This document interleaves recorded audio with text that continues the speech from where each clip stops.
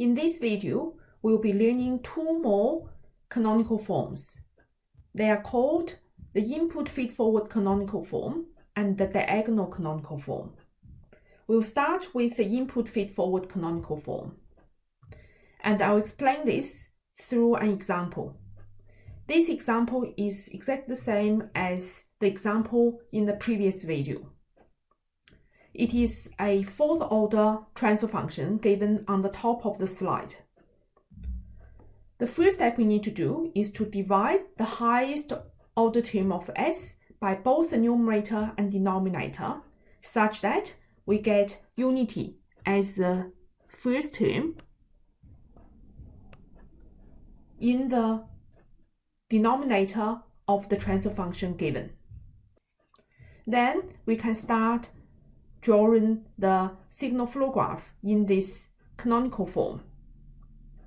As the name suggests, the input feed-forward canonical form should have all the forward paths originated from the input node.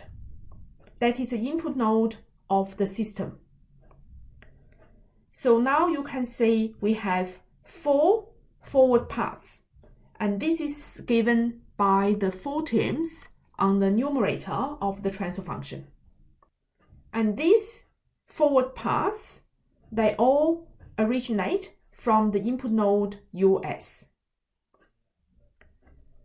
After drawing the forward paths, we should start drawing the feedback loops. And the feedback loops are given by the denominator of the transfer function. Since there are 4 terms in the denominator apart from the unity term 1, we should have 4 feedback loops. When you draw the feedback loops, you need to remember the 2 assumptions I mentioned in the previous video. And these 2 assumptions must be satisfied whenever we draw a canonical form of a state space representation. These 2 assumptions are: all of the feedback loops should be touching, and they should also touch all the forward paths. Therefore, the loops here are nested, which means they touch each other. Moreover, they touch the forward paths. Once we finish drawing the signal flow graph, we need to label the state variables. The state variables should be labeled only at the output node of each integrator. I also need to mention that in the input feed-forward canonical form, between the integrators, there are some unity branches. These unity branches are needed by this particular canonical form. You probably also notice that all the state variables are labeled at the output node of each integrator.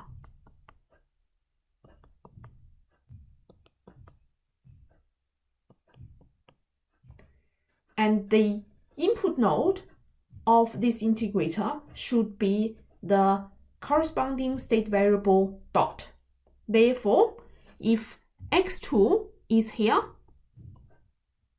then this input node of the integrator should be x2 dot. Same for other integrators. When you label the state variables, please always remember you start from the rightmost integrator. After we label all the state variables, we are ready to write out the state space equation. Because this is a canonical form, the state space equation follows a particular pattern.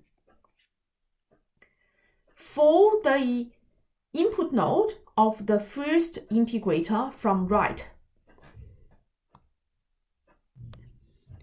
when you write the state equation for the node x1 dot, all you need to do is to count the incoming branches contributing to this node. And that will give you the state equation for this node, x1 dot. For the equation for the x2 dot, you follow exactly the same rule. You count the incoming branches contributing to this node, x2 dot, and you write the equation as such. Same for x3 dot and x4 dot. Those equations give you the SE, state equation. The output equation for this input feed-forward canonical form is extremely easy. It is just y equals x1. With these equations written, you should be able to find the matrix expression. And the matrix expression is given by the A, B, C, D on the bottom of the slide. So this is the input feed-forward canonical form. Now let's look at the last canonical form of a state space representation. It is the diagonal canonical form. I will explain this canonical form through an example as well. What is given on this slide is a block diagram of an open loop DC motor. The first step is to find the transfer function of this DC motor, that is Ys over Rs. It is simple enough to write Ys over Rs as a product of the three blocks shown in the block diagram.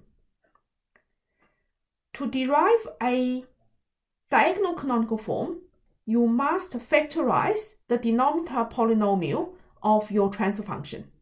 In this case, the denominator has been factorized. After you factorize the denominator, you should find the residues corresponding to each pole. In this case, we should find three residues, K1, K2, and K3. After you find K1, K2, and K3, you are ready to draw the diagonal canonical form. The main feature associated with a diagonal canonical form is that all of the loops are decoupled. This is different to the previous two canonical forms.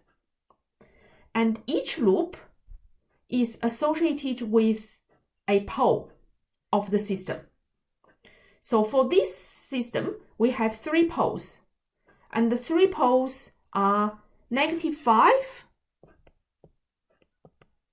-2, and -3. Each pole should have its own feedback loop, and they are shown in the signal flow graph. I will explain here why the feedback loop is associated with a pole. So now let's just take the first one, for example, K1 over S plus 5. K1 over S plus 5 is simply -20 over S plus 5. You can divide S by both numerator and denominator to get this. To do so is to make this expression coincide with the simplified version of Mason's gain formula. Once you get this, it is easy to see the similarity between it and the simplified version of Mason's gain formula. The numerator of that gives you the forward path. Therefore, you have the forward path as this. It's -20 times s to the power of -1. The denominator gives you the feedback loop. And you can see that there's one feedback loop given by this denominator. And this feedback loop should be negative feedback loop, and the gain of the negative feedback loop is -5. And that is given by the loop here. So I've explained to you one feedback loop in this diagonal canonical form. The other two loops are drawn exactly in the same manner. The block diagram of this diagonal canonical form is also shown on the slide.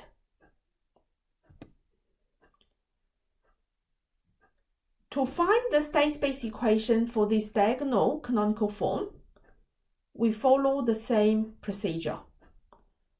After we draw the signal flow graph in the required canonical form, we should label state variables, and the same rule applies. The state variable should be labeled for the output node of an integrator. That's why x1 is here, x2, and x3. And the input node of that integrator should be the state variable dot. Therefore, this node should be x1 dot, and this node should be x2 dot and x3 dot here. Once you finish labeling the state variables, you are ready to write the state space equation. For the input node of the integrator, you write the state equation based on the incoming branches.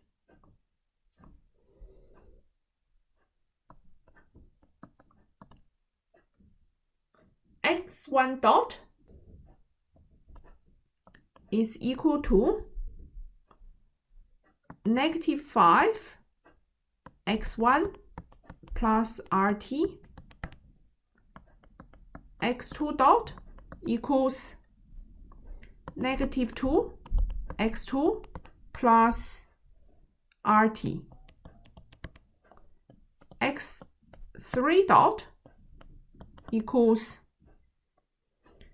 -3 x3 plus RT. And this is the state equation. The output equation should be y of t equals -20 x1 minus 10 x2 plus 30 x3. Based on SE and OE, you can easily write the matrix form of the state space equation. One thing I need to mention here, when you factorize, you get 3 poles, and if you arrange the 3 poles in a different order to what is shown here, obviously your diagonal canonical form will be slightly different. The main point to pay attention to is that you need to match the gain of your forward path with the pole. In other words, -20 should go with the pole -5. -10 should go with the pole -2. So this loop may not necessarily stay at the top. It may be put in the middle of the diagonal canonical form, but the matching relationship should be maintained.